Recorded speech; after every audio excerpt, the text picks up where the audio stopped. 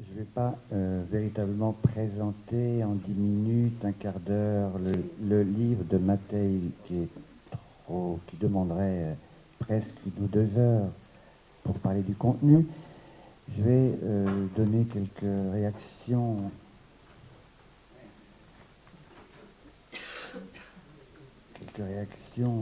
affectives que j'ai eues, principalement à certains passages du livre. Nous sommes, notre génération,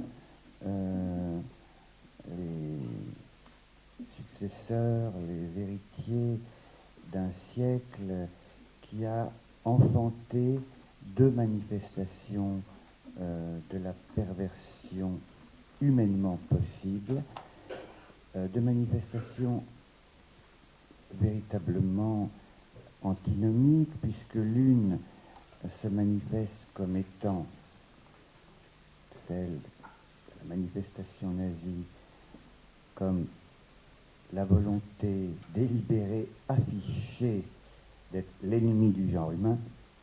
L'autre manifestation, un autre type de perversion, la stalinienne, c'est tout au contraire, se présente comme une volonté d'être l'ami du genre humain, de l'universel.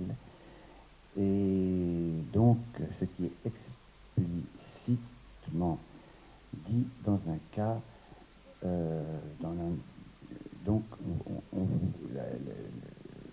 une des énigmes que nous pose le livre, c'est la question du pacte qu'il y a pu y avoir entre ces 2 manifestations perverses, dont l'auteur a été particulièrement victime, et de l'une et de l'autre, mais du type de pacte qu'il y a eu entre ces 2 perversions. Quand je dis pacte, j'évoque aussi bien le pacte de 1939 officiel entre Staline et Hitler, pacte de non-agression, qui a créé des circonstances où Mattei Gall nous dit qu'après ce pacte, il est amené à découvrir que des sympathisants nazis d'une usine dans laquelle il travaillait se tournaient avec sympathie vers le militant communiste qu'il était. Ça, c'est la manifestation, le pacte officiel. Il y a eu un autre pacte, je dirais, plus complexe à penser, pacte entre 2 types de pensée que depuis Hannah Arendt on a dit totalitaire, c'est-à-dire pacte se traduisant par le fait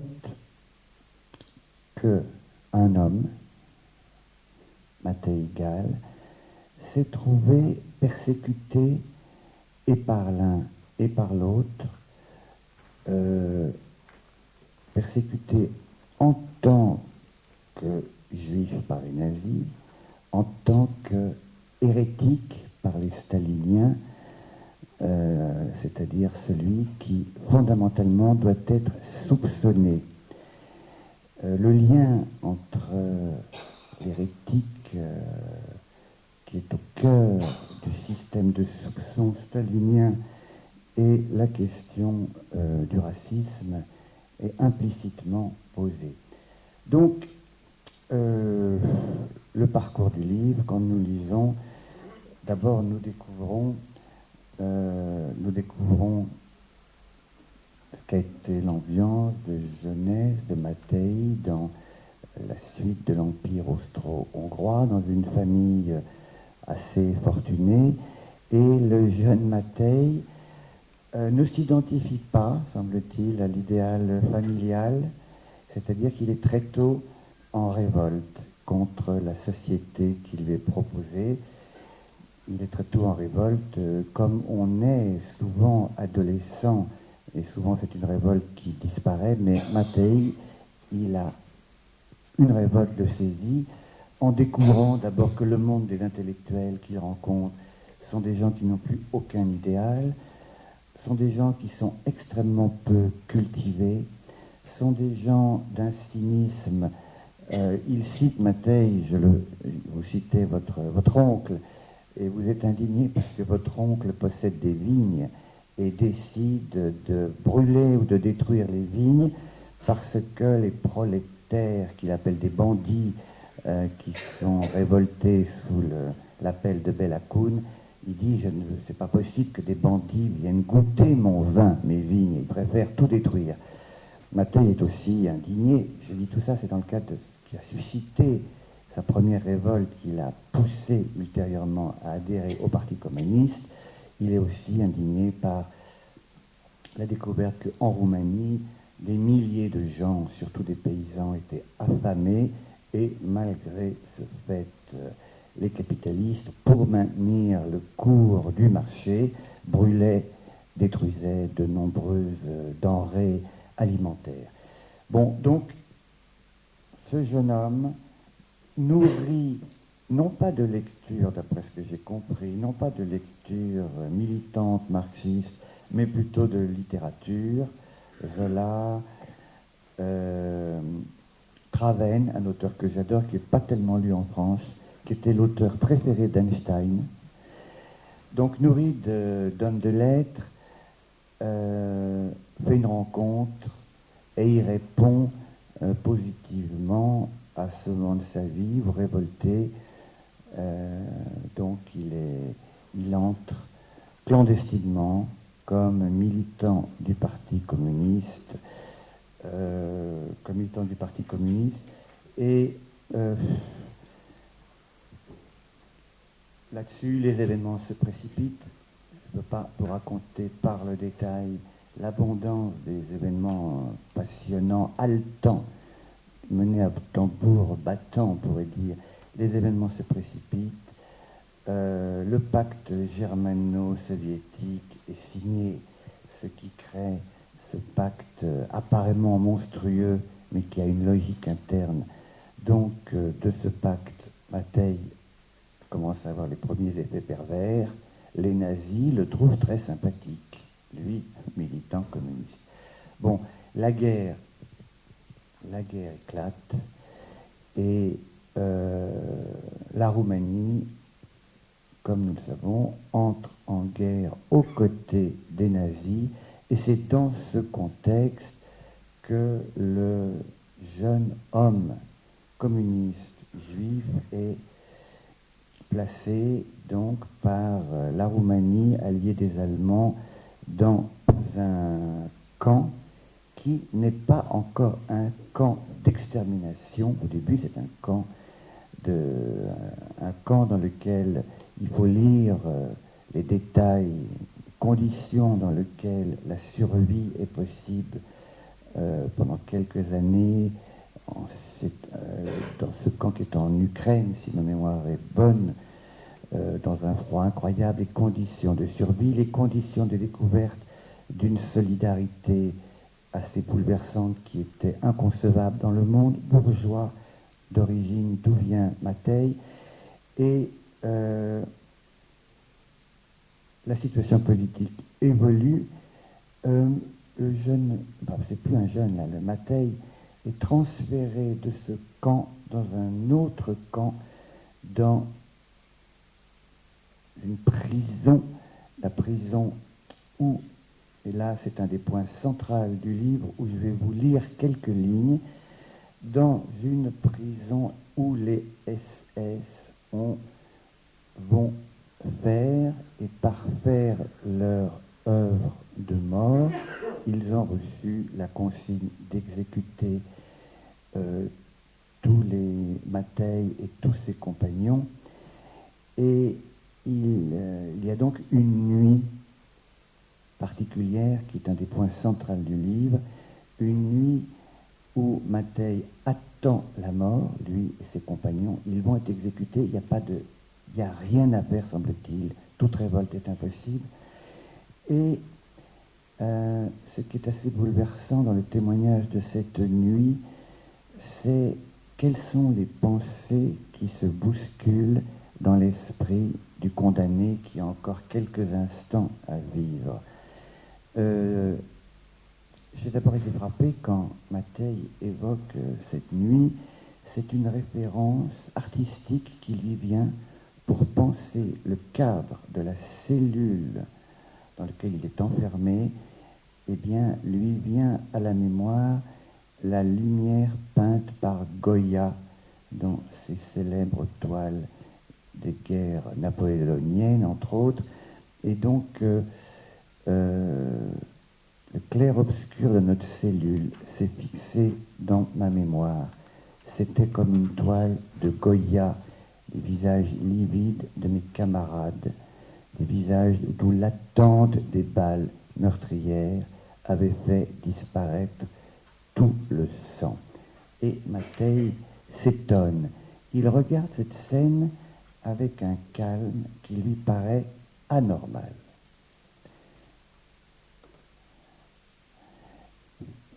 Et dans ce regard qu'il porte sur lui-même dans les derniers instants où il fait adieu à la vie, il constate que au sein de cette dernière pensée, sa première pensée vient pour les pauvres vieux. Ces pauvres vieux, ce sont ses parents. Et je vais lire ça parce que c'est très fort. Il revoit donc les pauvres vieux. Je savais que ma mort, fils unique, serait pour eux une catastrophe. Je voyais leur visage pétrifié. Ils n'avaient jamais compris pourquoi moi, le fils d'une famille aisée, était devenu révolutionnaire. Et je lis la phrase suivante. Je ne leur... parce que ça donne le sens de ce que pouvait être l'engagement communiste à l'époque. Je ne leur avais jamais dit, avant ou après la libération, qu'un des éléments de ma décision de lutter pour la révolution était mon amour pour eux. C'est-à-dire que c'est tout le contraire, souvent, des révoltes auxquelles nous sommes habitués, révoltes contre les parents bourgeois qui n'y comprennent rien. Non, c'était au dernier moment de la vie, Mattei réalise qu'en fait, c'était par amour pour eux, en somme, par un désir de les défendre à leur insu, par rapport à ce qu'eux-mêmes, dans un certain type d'aliénation, ils ne comprenaient pas, que Mattei évoque, lors de ce dernier instant, la figure de ce qu'il appelle les pauvres vieux. Et puis après, il y a un autre vieux qui lui vient en tête, c'est Dieu le Père, et il dit, au dernier moment, non, lui, je refuse de croire en lui, en Dieu. Et puis, voilà, ce qui passe dans la tête de Mattei, et il se trouve que on ne saura jamais, la balle qui lui était promise glisse, la balle qui lui était promise ne touche pas le promis, donc il est le seul, avec un autre pour quelques instants, il est le seul survivant du massacre. Et l'événement auquel Mattei devra faire face, peut-être invraisemblable, mais ça fait partie de la réalité que nous devons examiner, c'est que dans l'après-coup, cette survie d'emblée se donne suspecte dans la logique, on peut le dire, le mot est dans le texte, mais moi je le confirme en l'affirmant, dans la logique paranoïaque qui est celle du système stalinien. Tu as survécu, c'est pas normal. C'est pas normal d'être un survivant, donc soupçon. Et la question de ce soupçon, c'est tellement propre à ce discours stalinien qui a engendré les procès que nous connaissons, qui sont naturellement évoqués dans le livre. La question de ce soupçon, la structure, qu'est-ce que c'est que le soupçon ? Ce livre est un document qui permet d'aborder qu'est-ce qui fonde le soupçon d'une communauté, d'un discours comme celui du stalinisme. Et avant de conclure, je vais encore lire quelques lignes parce que ce soupçon qui a donné lieu à ces procès que nous connaissons, au fait que les accusés, comme nous le savons, mais c'est rappelé de façon très forte et vivante dans le livre, que les accusés, premiers compagnons de la Révolution, compagnons de Lénine, comment la génération des gens comme Mattei pouvait-il comprendre que ces premiers accusés, non seulement sont accusés, acceptent les accusations et même en rajoutent et sont même parfois en position de remercier les accusateurs. Comment les gens de la génération de Mattei ont-ils pu comprendre cette expérience? Nous-mêmes, comment pouvons-nous la comprendre au cas où nous pourrions le faire avec l'aide que nous apporte éventuellement cette discipline qui est la psychanalyse. Alors, voilà ce que dit Mattei, parce que lui-même, à une époque de sa vie, à partir des années 50, il a été à participer à des séances du parti, ce qu'on appelait le parti, séances dans lesquelles se développent ces fameuses séances d'accusation où les fautes des uns des autres doivent être énoncées avec impitoyablement, avec généralement les remerciements de celui qui est accusé. Dieu soit loué, grâce aux accusateurs, la vérité est enfin dite. Mattei emploie une expression sur laquelle j'aurais envie de poser une question. Il dit de son souvenir, j'ai l'impression, dans son cerveau, de assister à ces séances de partie, que notre cerveau avait été atteint par une maladie étrange, que nous étions victimes d'un microbe mystérieux. Un microbe mystérieux. Et alors, quelques lignes plus bas, voilà ce que Mattei pose comme question qu'il constate sans répondre. Il dit « J'étais athée dès ma jeunesse. Nonobstant, je découvrais m'être attaché à un parti qui portait en lui-même beaucoup de caractéristiques que je refusais sous la forme de religion. En peu de temps, les cellules étaient devenues identiques à des paroisses et les réunions ressemblaient à des assemblées de croyants réunis pour le service divin. Le rôle du prêtre était tenu par le secrétaire de cellule.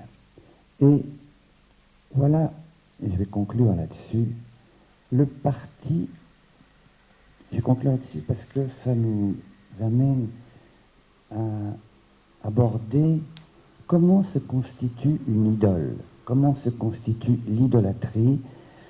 En somme, à quoi répondait peut-être déjà le commandement donné à Moïse, le deuxième commandement fondateur du judaïsme.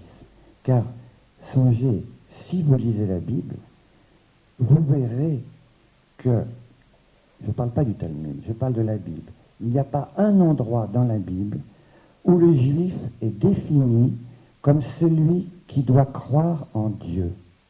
Pas un endroit. La seule façon dont dans la Bible le juif est reconnu, c'est ce deuxième commandement, c'est-à-dire de ne pas participer à l'idolâtrie.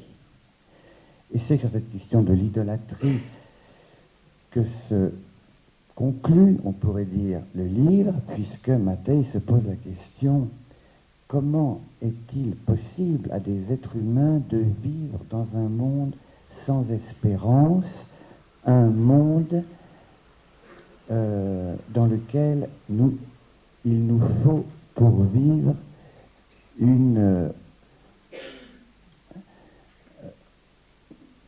un réel qui donne corps à l'espérance. Voilà la définition que sans le nommer comme tel, à mon avis, il donne du parti, comment le parti devient une idole. Bien, je crois que c'est une définition lapidaire, mais qui me paraît très juste dans son côté lapidaire, parce qu'à l'origine, le parti, c'est un peu comme en psychanalyse, un signifiant représente un sujet pour un autre signifiant. Le parti, à l'origine, il représente le partisan qui, par le parti, est renvoyé à un référent qui est le peuple.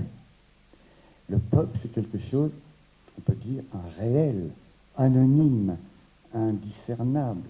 Or, ce que fait remarquer Mattei, c'est que là, le parti était arrivé à signifier non plus le réel, le peuple, mais une personne. C'est-à-dire une personne, c'est ça l'idole. Moi, cette définition de la constitution de l'idolâtrie à laquelle concourent beaucoup me paraît tout à fait recevable et je conclurai simplement en posant cette question à Mattei. Comment, Mattei, vous qui avez traversé tout ce que vous avez traversé, je dis, comment l'espérance dans une utopie peut-elle être maintenue, c'est-à-dire une utopie qui ne s'incarnerait pas dans ce parti, dans la façon dont elle s'est incarnée à travers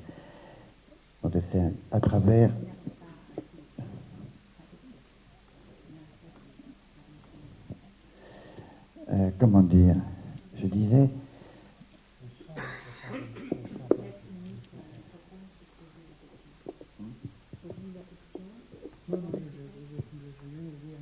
non, je te pose une question. Comment l'espérance... Est-ce qu'on voit, Mattei, que vous n'êtes pas désespéré? Ah, oui. On voit que pour vous, l'espérance demeure possible.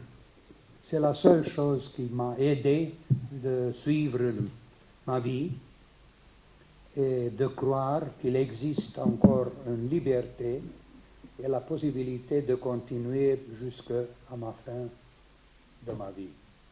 Et c'est pour ça que j'ai essayé de trouver le moment correspondant de la politique roumaine quand je me suis inscrit pour partir de la Roumanie et de